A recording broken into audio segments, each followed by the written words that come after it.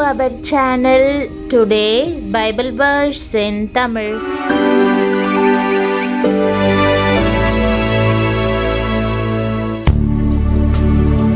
இன்றைய வசனம் மல்கியா 4ஆம் அதிகாரம் 2ஆம் வசனம். கிறிஸ்துவுக்குள் பிரியமானவர்களே, நம்முடைய ஆண்டவரும் இரட்சகருமான இயேசு கிறிஸ்துவின் வல்லமையுள்ள நாமத்தில் உங்களை வாழ்த்துகிறேன். தேவனுடைய நாமத்திற்கு பயந்திருக்கிறவர்கள் மேல் அவரது ஒளி வீசும், அவரது ஆரோக்கியம் தங்கும் என்று வாக்கு பண்ணப்பட்டுள்ளது. நீங்கள் தேவனுடைய நாமத்தின் மேல் பயபக்தி கொண்டு அவருடைய கற்பனைகளை பின்பற்றி கனம் பண்ணுவதால் அவர் உங்களை நேசிக்கிறார். உங்களை முற்றிலும் பொறுப்பெடுத்துக் கொள்வதின் மூலம் அவர் தமது நீதியை காண்பிப்பார். அதன் செட்டைகளின் கீழ் ஆரோக்கியம் இருக்கும். நீங்கள் வெளியே புறப்பட்டு போய் கொழுத்த கன்றுகளைப் போல வளருவீர்கள் என்ற வாக்குதத்த வசனத்தை இன்று நாம் தியானிப்போம். செட்டைகளின் கீழ் ஆரோக்கியம் இருக்கிறதை சுட்டிக்காட்டும்படி கர்த்தர் நம்முடைய மனக்கண்களுக்கு முன்பாக ஒரு கொழுத்த கன்றை காண்பிக்கிறார். கர்த்தருடைய செட்டைகளின் கீழ் அடங்கியிருக்கிறவர்கள் கொழுத்த கன்றை போல ஆரோக்கியமும் திடகாத்திரமும் பெறுகிறார்கள். மேலும் உன்னதமானவருடைய மறைவிலே சர்வ வல்லவருடைய நிழலிலே தங்கியிருப்பவர்கள் புறப்பட்டு போகும்போது சந்தோஷத்தோடும் மகிழ்ச்சியோடும் கன்றுகளைப் போல துள்ளி குதித்து செல்லுவார்கள்.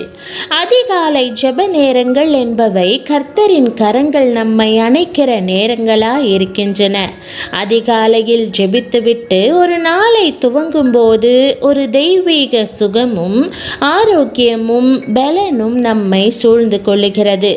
அந்த நாளை சந்திப்பதற்கான சத்துவத்தையும் வல்லமையையும் கர்த்தர் நமக்கு தருகிறார்.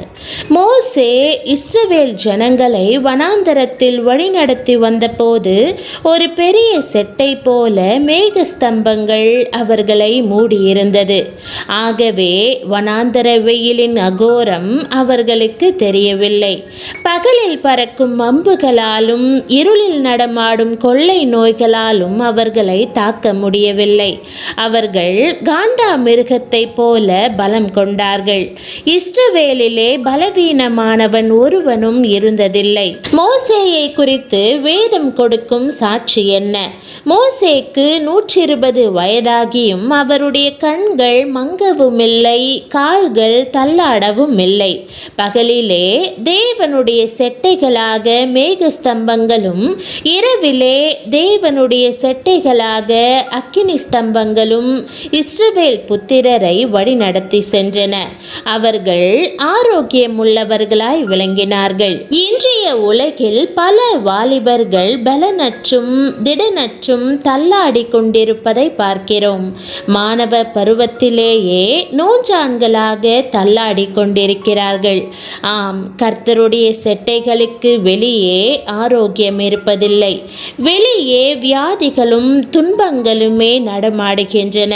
அப்படிப்பட்டவர்களுக்கு மருத்துவமனையும் மாத்திரைகளுமே செட்டைகள். சினிமா நடிகராயிருந்து விட்டு பின்னர் கர்த்தரண்டை வந்த சகோதரர் ஏவிஎம் ராஜன் அவர்கள் தன்னுடைய சாட்சியிலே ஒரு முறை இவ்வாறு குறிப்பிட்டார். நான் பயங்கரமான நோயினால் தாக்கப்பட்டு நடைப்பிணமாக நடக்கவே முடியாமல் இருந்தேன். மருத்துவர்களால் என்னை குணமாக்க முடியவில்லை.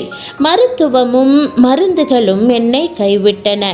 அப்பொழுதுதான் இயேசுவின் செட்டைகளின் மறைவை குறித்து அறிந்து அவரண்டை ஓடி வந்தேன். கர்த்தரின் அக்கிரமங்களை எல்லாம் மன்னித்து என் நோய்களை எல்லாம் குணமாக்கினார். இன்றைக்கு கர்த்தருடைய பணியை முழு பலத்தோடு செய்து வருகிறேன் என்றார். பிரியமானவர்களே, கர்த்தர் உங்களுக்கும் அற்புதம் செய்வார். உங்களுடைய நோய்களை நீக்கி ஆரோக்கியம் தந்தருளுவார். நீங்கள் சுகம் பெறுவதற்காக இன்றைக்கு காத்திருக்கிறீர்களா? இந்த வியாதியால் காலம் வேதனை அனுபவித்துக் கொண்டிருக்கிறேன், இந்த நோய் என்னை அலைக்கழிக்கிறது என்று சொல்லுகிறீர்களா? இந்த சூழ்நிலையிலும் நீங்கள் மன உறுதியோடு தேவனை குறை கூறாமல் அவருடைய நாமத்தை காத்து கொள்கிறீர்கள். பிரியமானவர்களே, நீங்கள் தேவனுடைய நாமத்திற்கு பயந்திருக்கிறபடியினால் இன்றைக்கு உங்கள் மேல் நீதியின் சூரியன் உதிக்கும். அதன் செட்டைகளின் கீழ் ஆரோக்கியம் இருக்கும். அவர் உங்களை குணமாக்குவார். நீங்கள் இயேசுவின் நாமத்தை குறித்து பயபக்தியாயிருந்து அவரது கற்பனைகளுக்கு கீழ்ப்படிவதால் தேவன் உங்களை நேசிக்கிறார். ஆகவே கர்த்தர் தமது ஆரோக்கியம் நிறைந்த செட்டைகளோடு எழும்பி என் நாமத்துக்கு பயந்திருக்கிற உங்கள் மேல் நீதியின் சூரியன் உதிக்கும். அதன் செட்டைகளின் கீழ் ஆரோக்கியம் இருக்கும். நீங்கள் வெளியே புறப்பட்டு போய் கொழுத்த கன்றுகளைப் போல வளருவீர்கள் என்ற வசனம் கூறுகிறது போல உங்களை விசாரிக்கிறதற்கு தாம் நீதி உள்ளவராயிருப்பதை காண்பிப்பார். மெய்யாகவே நீங்கள் இயேசுவின் நாமத்திற்கு பயந்து அவரிடம் பயபக்தியாய் இருக்கும்போது அவர் உங்களை ஆசிர்வதிக்கும்படி அவரது பாதத்தில் காத்திருக்கும்போது அவர் உங்கள் வாழ்வின் மேல் அசைவாடி ஆரோக்கியம் கொடுத்து பெரிய காரியங்களை செய்து முடிக்கும்படி ஆசிர்வதிப்பார். நீங்கள் சேவிக்கும் ஆண்டவர் நீதியுள்ளவரும் உண்மையுள்ளவருமாயிருக்கிறார் என்பதை மறவாதிருங்கள். நீங்கள் கர்த்தருடைய நாமத்திற்கு பயந்திருக்கிறபடியினால் இப்போதே நீதியின் சூரியன் உங்கள் மேல் உதிக்கும். அதன் செட்டைகளின் கீழ் ஆரோக்கியம் இருக்கும். புற்று நோயால் வாடுகிறீர்களா? உயிரை போக்கும் கொடிய வியாதியுடன் போராடி கொண்டிருக்கிறீர்களா? நம்பிக்கை இல்லை என்று மருத்துவர்கள் கூறிவிட்டார்களா? தோல் முழுவதும் வேதனையான கட்டிகள் உருவாக்கி இருக்கிறதா? கண்களில் தாங்க முடியாத வலி இருக்கிறதா? நீங்கள் அவருடைய நாமத்தை உயர்த்தி பிடித்து விசுவாசத்தை விட்டு வடிவி போகாதிருக்கிறபடியினால் தொடர்ந்து அவரை சேவித்து பாடுகளின் மத்தியிலும் அவருடைய ஊழியத்தை தாங்குகிறபடியினால் இப்போதே தேவனுடைய ஆரோக்கியம் உங்கள் மேல் பிரகாசிக்கும்.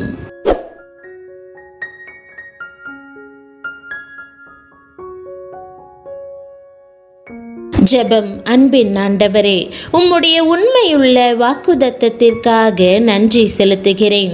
உம்முடைய சுகமளிக்கும் வல்லமையின் மேல் விசுவாசம் வைத்து நம்பிக்கையுடன் உம்மிடம் வருகிறேன்.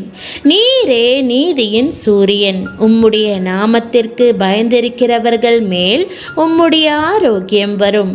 ஆண்டவரே, என்னுடைய வேதனையின் மத்தியிலும் உம்மை நான் பற்றி கொண்டிருக்கிறேன். பாடுகளின் மத்தியிலும் நீரே என் பரிகாரி என்று அறிந்து திட விசுவாசத்துடன் இருக்கிறேன். உம்முடைய தெய்வீக ஒளி என் மேல் பிரகாசித்து என் உடலிலும் மனதிலும் ஆவியிலும் ஆரோக்கியத்தை திரும்ப பண்ணட்டும். ஆண்டவரே, உம்முடைய பலனென்னை நிறைக்கட்டும். என்னுடைய சாட்சி உம்முடைய பரிசுத்த நாமத்திற்கு மகிமையை கொண்டு வரட்டும். உம்முடைய அற்புத சுகமளிக்கும் வல்லமைக்கும் மாறாத இரக்கத்திற்கும் நான் சாட்சியாக நிற்கும்படி செய்யும். நீர் உண்மையுள்ளவராயிருக்கிறபடியினால் உம்முடைய சுகமளிக்கும் வல்லமை என்னில் கிரியை செய்கிறபடியினால் உம்மை துதிக்கிறேன். உம்முடைய வசனத்திற்கேற்ப நான் வாழ்ந்து உம்மை கனம் பண்ணி உம்முடைய நாமத்தின் மேல் பயபக்தியாயிருப்பதற்கு எனக்கு உதவி செய்ய வேண்டும் என்று ஜெபிக்கிறேன். நான் பேசுகிற அல்லது செய்கிற காரியங்கள் எல்லாவற்றிலும் உம்மையே முதலாவது தேடுவதற்கு கிருபை செய்யும். என்னுடைய முயற்சிகள் எல்லாவற்றிலும் நீரே நடுவாய் இருக்க வேண்டும் என்று விரும்புகிறேன். நான் உம்முடைய சித்தத்தின்படி வாழ்வதற்கு எனக்கு வழிகாட்டி உம்முடைய ஆவியினால் நடத்தும். நீர் அற்புதத்தை செய்வீர் என்று விசுவாசிக்கிறேன்.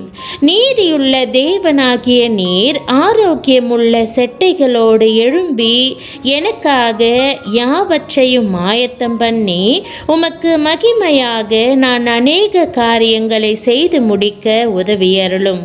நீர் என்னை நன்றாய் பராமரிப்பீர் என்று நம்பி இயேசுவின் நாமத்தில் ஜெபிக்கிறேன் நல்ல பிதாவே, ஆமேன்.